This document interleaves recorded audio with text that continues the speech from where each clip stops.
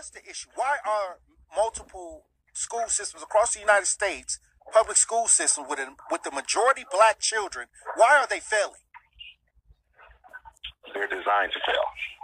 Our children have to fail in order to protect white privilege. Black children must be systemically and intentionally miseducated. Our children will always trail the Europeans and the Asians until black people take control of their children's own educational destiny. So the system is designed to fail. Special education is a trash can into which they throw black boys and girls until they get old enough to drop out or go to prison. And too many black parents in Milwaukee, Green Bay, Racine, Kenosha, all across your state, too many black parents are too quick to sign their children up for special education evaluation. I'm finding children across the state of Wisconsin, 5 and 6 years old, already with a reading disability, 6 and 7 years old, already with a math disability, 4 and 5 years old, already with ADHD. Are you out of your mind? Our parents actually believe that special education is a solution. It is not a solution. It is a crisis. Wow. And we're seeing some pushback with this younger generation. They're lashing out. They're getting out here trying to figure it out on their own. Have they came to the conclusion that this is not working for them? Not only have they come to the conclusion that it's not working for them, they come to the conclusion that the black community is not working for them either. See, it's one thing to talk about the power structure, but the power structure has been consistent for 400 years. So when someone has been consistent for 400 years, you cannot blame them for their behavior because you should fully understand the behavior and you should have your own plan of action to counter that behavior. So black children are more angry at the black community than they are at the white power structure because we have the resources, the education, and the expertise to employ our own children, to train our own children, to educate our own children. But we would much rather spend our money on clothes, cars, social media, vacations, fake hair, Air Jordans, and white girls versus providing our children with the education they're entitled to. Okay, Dr. Umar, I just had a conversation with I always said that the elders didn't leave our generation much.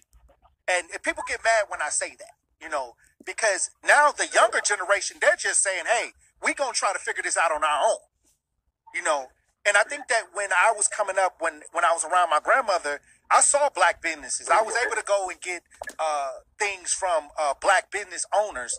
But now it seems like we have very few visible black business owners in our neighborhoods. Why is that? Why is this happening? Oh, the black man, the 21st century black man has abandoned his community. Let me say that again. The 21st century professional black man, that's the business owner, that's the politician, that's the doctor, the lawyer, the engineer, the dentist. He has abandoned his community. I'm so disappointed in black masculinity in the 21st century. As soon as we get a master's degree, halfway decent job, we abandon our children, particularly our boys in the inner city, and we escape to the life in a white suburb. And then we turn around and want to act like we're actually an asset to our race. How are you an asset to the race when you live amongst white people and you don't live amongst black boys? Rappers and entertainers are only the role models because all of the professional black men have abandoned the black community for a life in the suburb. And now, and another thing I'm seeing, when I was coming up, a lot of youth, you can find a lot of youth going to church where they can get some type of mentorship, where they can get some kind of moral base. Now you don't see the churches full of young people anymore. It seems like the churches have became more political. Where are the black children getting the education and mentorship and leadership from? From social media. From social media. One thing we need to understand about the feminist movement that was engineered by the CIA, the reason the power structure invented feminism was to turn the black woman against the black man and to get the black woman out of the house. They had to demonize and criminalize child rearing. Let me say that again. The purpose of feminism for the black woman was to manipulate her into demonizing and criminalizing child rearing. Get her out the house, get her in college, get her to the workforce. So now the government could indoctrinate, educate and socialize the child through television, radio, social media, and internet. Our children are literally being socialized by the power structures media because the woman ain't in the house no more. And I'm not saying that the black woman is an enemy because she's seeking a career or pursuing her entrepreneurial goals. I'm not saying that. But what I am saying is that we no longer as a community, man or woman, value child rearing the way we once did. And from an African cultural perspective, we get an F- in the way in which we let white folks have their way with our children's minds. Now, I'm also seeing some things out here that's very disturbing. I'm seeing that over 70% of our communities are single family housing, single family Yes. ideas. And Yes. and we know that this was socially engineered. But what can we do, Dr. Umar, to make some of these changes? Because this has been going on a long time. We know it's not going to change overnight. But what can we do to start making inroads with the conditions of the single family being the more dominant idea in our neighborhoods?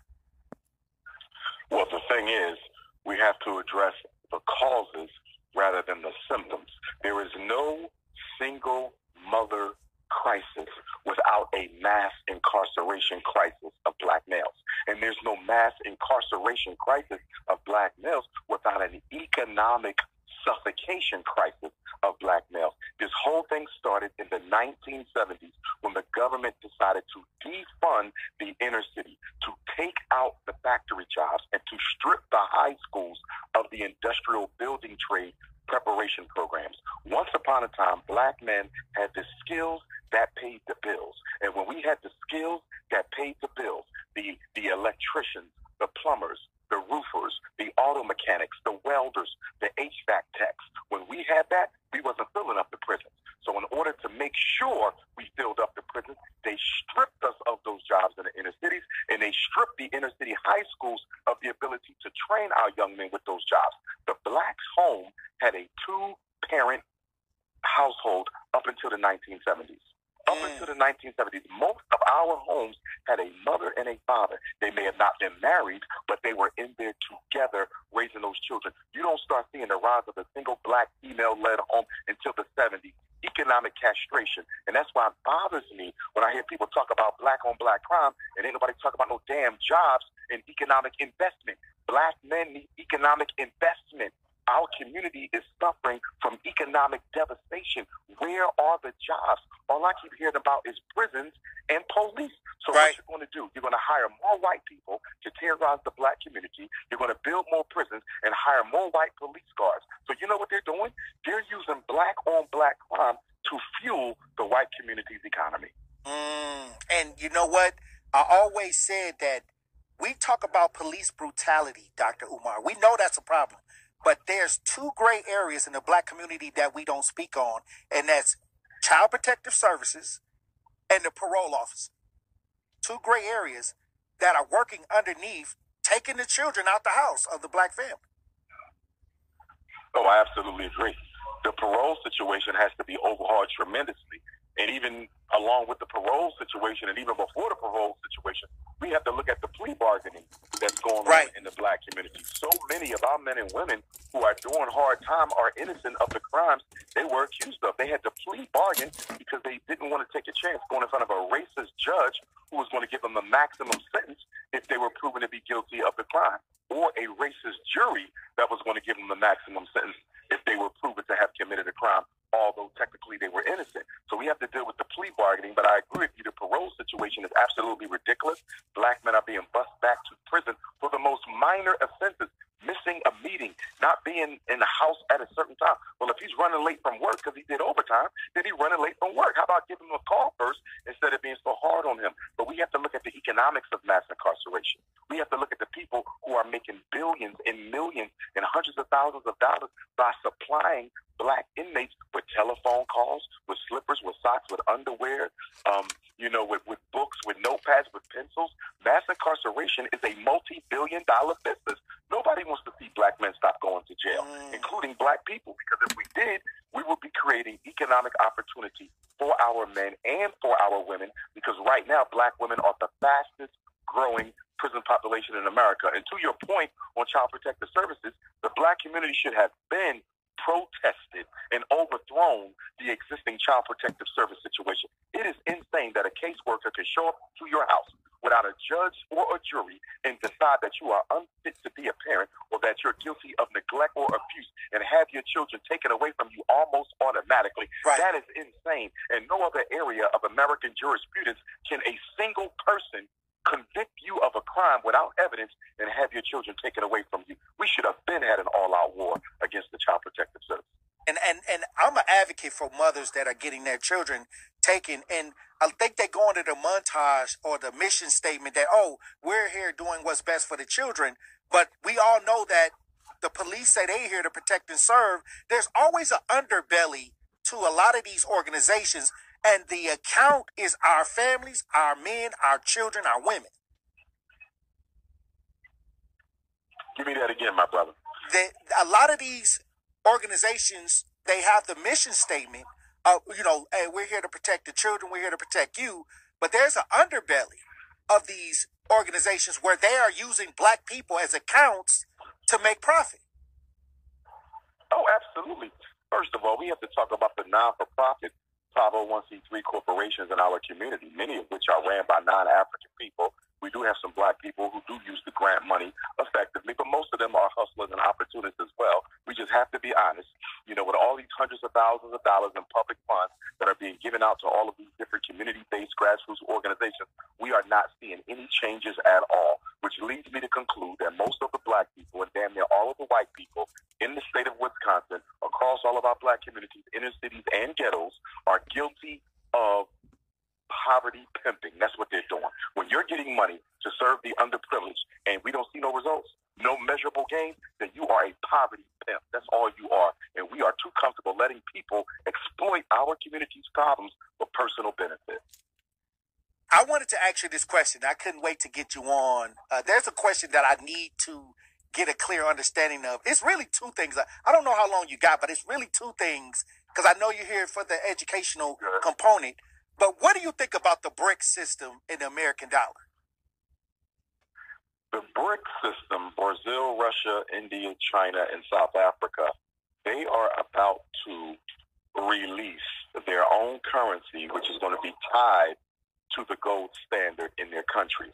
As you know, the American dollar was taken off the gold standard quite some time ago. It is a worthless promissory note. It has no mineral value whatsoever. So once BRICS comes out with this gold-backed currency, that's automatically going to reduce the value of the American dollar on the global market. And I would dare say it'll probably be the first time in about 75 to 100 years that the American dollar would no longer be the primary currency used for exchange globally. Of course, they've already got competition from the euro, but now once this BRICS currency come out, that's even going to be stronger than the euro potentially. So the decline of America's greatness, her imperialism, her dictatorship over the planet Earth is beginning to decline. She has a bunch of problems. Not only does she have to worry about BRICS, and she has to worry about Russia and China working together. So you got capitalism versus communism. China is encroaching on Africa's resources. And as you know, whoever controls the resources of Africa controls the world. So the rich white man in America right now and all these exploitative, parasitic, vampire-type corporations that have gotten so comfortable with robbing Africa for the past 100 years, they're having a difficult time sleeping at night. In essence, BRICS is doing exactly what Muammar Gaddafi was trying to do with the sub-Saharan African nations. This is why Obama had him assassinated, for trying to undermine American currency. But of course, they can't afford to assassinate the leader of Russia or China because that would trigger World War III, and America has her doubts as to whether or not she can win that. Ooh. Also, the last time you was on the show, it was during COVID and all of the things that were going on, and we were trying to tell the people what this means for Black. Now that that's over, now that they have said, oh, we're no longer in the crisis, what should we have learned as a Black community from all of that? I mean, here we are on the back end, and now we're finding out that some of the things that some of the early advocates who had questions about the shot were right. Oh, absolutely, absolutely. And again, just to remind your listeners, Dr. Umar Johnson will be in Racine, Wisconsin tomorrow, Park High School, 1901 12th Street, for a free seminar from 10 a.m. until 12:30 p.m. So please show up. Children are more than welcome. If anybody needs the flyer, they can text message me for that at my cell number 215-989-9858. Again, that's 215-989-9858. COVID should have taught Black America three things. Number one, disorganized peoples are easy to exterminate. Disorganized people are easy to exterminate. As you saw when the COVID quarantine was going on, Black people couldn't get no resources. They couldn't get no water. You understand? They couldn't get no basic needs taken care of because we are disorganized. We have no disaster preparedness protocol in the Black community at all. We are literally sitting ducks and lame ducks. Nearly every other racial group in this country has a contingency plan in the event that there's martial law, in the event that there's an unnatural or a natural disaster. Black America, we would rather put our faith in Jesus than put our faith in Muhammad, than put our faith in each other and in ourselves, and create a system that will insulate our people from some of the worst aspects of a natural or unnatural disaster or martial law. So that's number one. We're disorganized.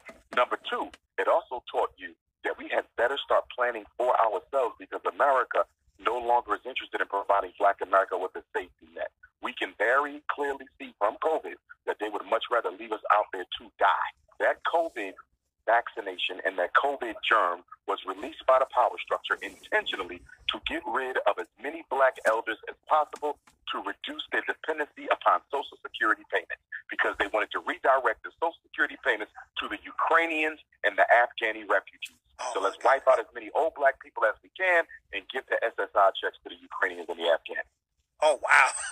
Hey, look, I can always appreciate your take on what's going on in the Black community, and I appreciate you for being one of those people on the front lines that's actually paying attention to the systematic issues, to the educational issues, and to the financial crisis that's going on in our community. And I appreciate you, Dr. Umar, for stopping in. Dr. Umar will be at Park High School Auditorium from 10:30 a.m. to 12:30 p.m. in Racine, address 1901 North 12th Street. Anything else you want to say, Dr. Umar, before you get off the lines?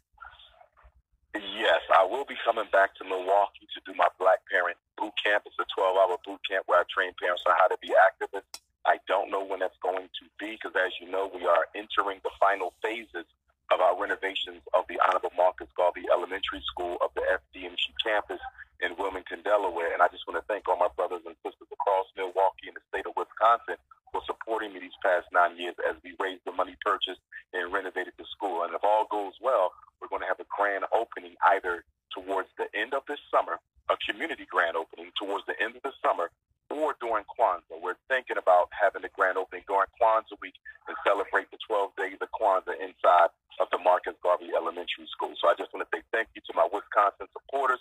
The school is almost done. If you're interested in working there, please send me your resume, fdmgresumes@gmail.com. And if anybody needs to reach me for any reason at all, you can text my cell number at 215-989-9858. And I will have copies of my new book tomorrow, Black Parent Advocate, The Art of Warfare Dealing with America's Public and Charter Schools. Every Black parent in Milwaukee needs that book. Hey, look, when you get back to Milwaukee, we need you to come into the studio because it's so many different topics. We only had a certain amount of time today with you, but I would love for you to have us sit down at least an hour. We need at least an hour or so to try to kind of work our way through a lot of the issues that we need to know in 2023. Oh, absolutely, my brother. Absolutely. I mean, if you want to go a little longer, we can. I'm already checked in at the airport, so I got about another 15 minutes if you want to go. Okay, we got another 15 minutes? All right, yes, hold tight. We're going to run the break. And when we come back, I got a few more questions that we should be addressing when it comes to Black in 2023. Truth Nation, we're on the lines with Dr. Umar Johnson. Stay locked in right here on Tory Lowe Show. DJ Brother Z on the 1 and 2s. Joining me on the lines is Dr. Umar Johnson. He'll be in Racine at the Park High School Auditorium from 10:30 a.m. to 12:30 p.m. Get out there. Hey, you got a book. You got a book now that you're putting out there to help parents deal with their children when it comes to education? Yes, sir. The Black Parent Advocate, it is a really easy how-to guide for parents. So let's say they want you to have your child evaluated for special ed. You don't agree. You don't think there's any learning disability. You just think your child has not been taught adequately. All you have to do is turn to that section of the book, read the background of the problem, and reproduce the letter that I give you. The book is largely a collection of letters that you can reproduce and send into the school, telling them in no uncertain terms, my son will not be evaluated. But what you can do is provide him a tutor with some of those Title I dollars that you've been getting from the federal government every year, but not spending on our Black children. Let's say they tell you that your child needs medication or he can't come back to school. Well, that's illegal. No public or charter school can deny a child because the parent chooses not to medicate. So again, I have a letter for that. All you have to do is reproduce that letter, which basically tells the school you have no authority to do that. And if you deny my child a right to go to school because I choose not to medicate, I will sue you in court. So the whole book is letters, how to deal with the school. I also have a chapter on how to understand the IEP, how to understand the psychological evaluation, how to understand the functional behavioral assessment, how to understand the behavior intervention plan, how to deal with behavior without medication, and also a whole chapter on how to conduct yourself at a meeting, because a lot of our parents do not do a good job inside those school meetings. I know parents that went up there and snapped, and now they can't even come on the premises, but their child is in the school.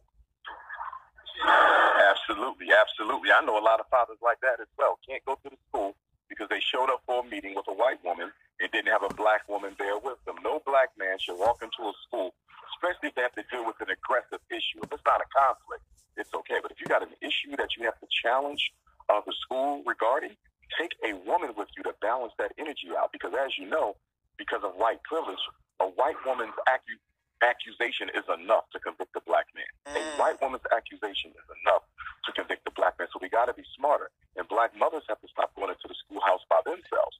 Take a couple other sisters with you. You can't get the father to go. If you can't get some of these brothers to go, take a couple sisters with you. Stop going in there by yourself. When they see you by yourself and defenseless, that's when they bully you. That's when they gang up on you. And that's when they force their will against you. Also, you got witnesses, too. I mean, you got to make sure everybody, stay in a fair space with witnesses. I tell people, don't go up there by yourself. Don't go up there. I don't even go in there by myself. you might not come out. That's right. You might not come out, or you'll come out in some handcuffs. Right. Hey. Or you come out in some handcuffs.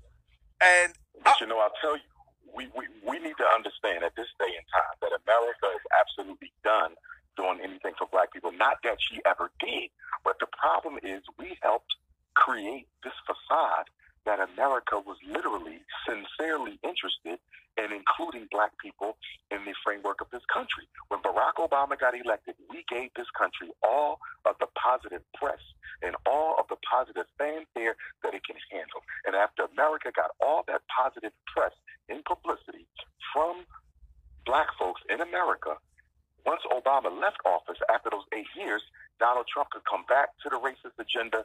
You understand, Joe Biden can go back to the racist agenda. It's no coincidence that either Trump or Biden, one is a Democrat, one is the Republican, but both of them ignored Black people their entire term. Why? Because we insulated them from global criticism by acting like America had become a better place for us. Just because Barack Obama sat for 8 years, we did our own selves a disservice.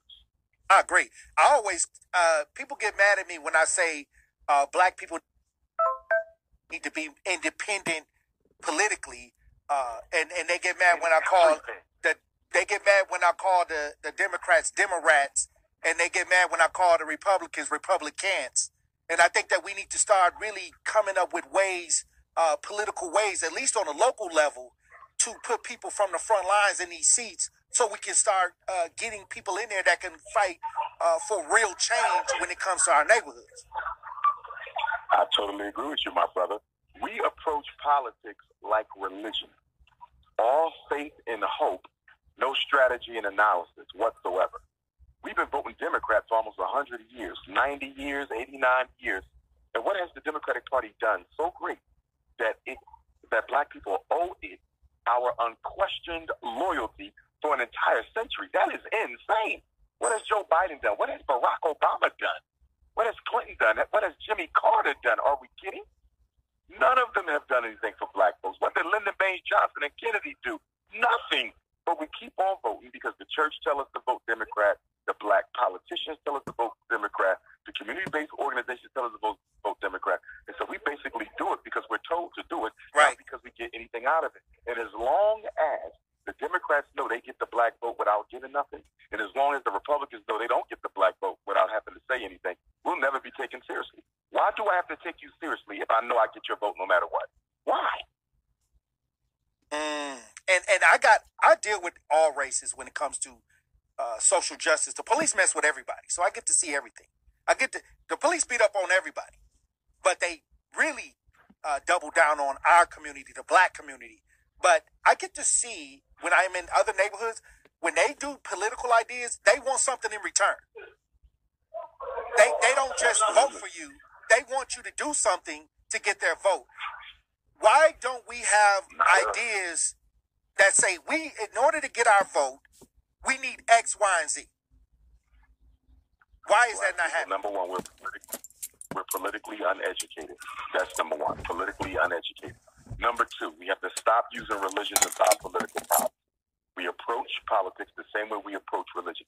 We vote for people because we personally like them, not because of their platform, right, not because of their agenda. We voted for Obama because we personally liked him. We voted for Bill Clinton because we personally liked him. That is immature and childish. Politics is business. You don't elect people because you personally like them. This is business. You can do business with somebody you don't like as much as you may not do business with somebody that you do like. So we have to take this personal likeness out of the political equation and start dealing with people based on principle and based on concessions. You don't get our vote without any concessions. But once again, the black gatekeepers, the untalented tenth, the coonocracy, the black bourgeoisie, they have done an excellent job of controlling black people's political behavior with religious zeal and hope.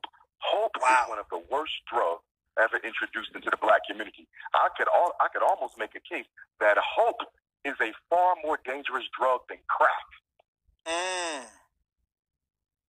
Wow. And when it comes to the black family, when we talk about political ideas, when we talk about educational ideas, when it comes to the black family, why is it so much conversation, division between the black male and the female? And you see this on social media. You see every time you're scrolling, it's a black man telling a black woman what to do, and it's a black woman telling a black man what to do. I mean, why is it so much confusion when really it's a basic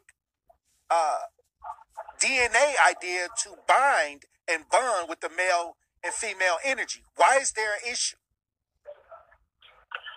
Number one, feminism. Right? Radical black feminism has convinced the black woman that the black man is a problem, not white racism. And then black male powerlessness. You know, when black men sit back, they're politically uneducated. A lot of us, we look at the black woman being out-educated and out-employed. We're the only men in the country whose women have more degrees and make more money than us.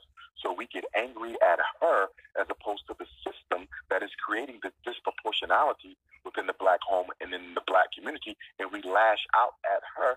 And remember, she's already been brainwashed into thinking that we're the enemy, not the white power structure. So she lashes back. What we need to do is take a step back and recognize the unseen hand in the black household, and that is white supremacy. They deliberately empowered the black woman and deliberately disempowered the black man. We should be fighting together, side by side, brother and sister, against the white power structure, not against each other.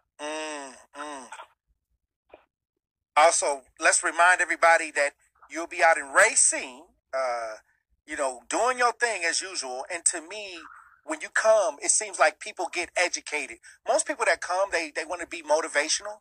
But you actually coming with education where they can actually do something. When you leave, your book has instructions on how to deal with the children and the educational system. And this is why I like you when you come. You always leave people with something in their hands to make a difference. Absolutely. My job is to motivate, to educate, and to also inspire our people to act, because time is the one resource you can't get back. You can get money back, you can get anything back, you can't get time back. And so when people come out to spend time with Dr. Umar, I want to make sure that they felt like their time was worth being spent with me. And so as a result of that, I come with the information. I try to force people to think, to change the way that they think, to get out of this religious psychosis that has us thinking God going to solve our problems for us, to take our faith out of white people and put it into ourselves. My message is a message of motivation that should inspire action. If I do not motivate somebody to get active in our community, then it was a waste of time for them to come on out.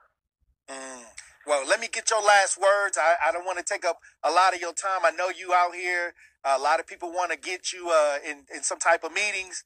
Let me get your final thoughts, Dr. Umar. Yes, indeed. Yes, indeed. I also want to let the family in Wisconsin know that I have my own video streaming platform now. I've never been on YouTube. So if you see my name on YouTube, those are all fake pages. I've never been on YouTube. I don't control none of those pages that are falsely using my name and making money off me.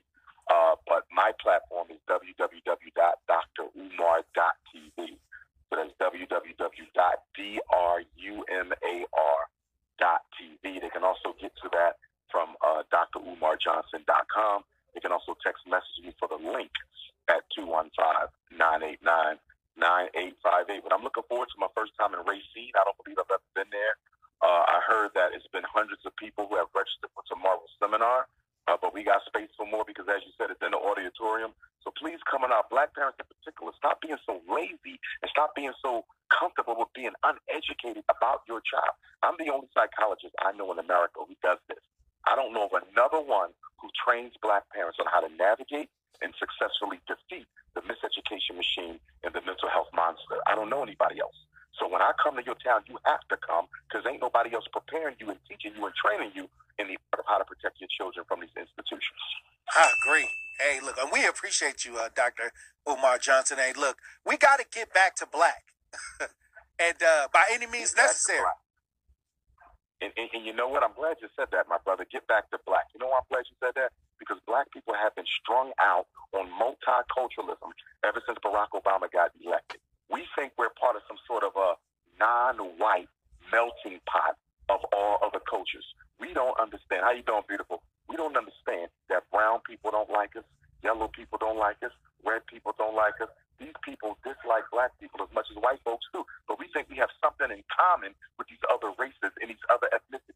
They are not in America to work with Black people. If you know of any ethnic group that has ever systematically supported Black people's struggle for liberation, I want to know who they are. Nobody has ever helped Black folks. They come to take from you. They come to benefit from your civil rights struggle. They come to benefit from your human rights gains. They are not here to support you at all. They are here to replace you. Stop with the multiculturalism. Stop with the integrationism. And let's get back to black. Hey, thank you, Dr. Umar Johnson, for tapping in. Once again, Dr. Umar, Park High School in Racine at the Park High School Auditorium, address 1901 12th Street from 10:30 a.m. to 12:30 p.m. Hey, I'm looking forward to seeing the speech, the motivational ideas on education, helping us get our children back in line. I appreciate you, Dr. Umar Johnson. Truth Nation. Stay locked in right here on Tory Lowe.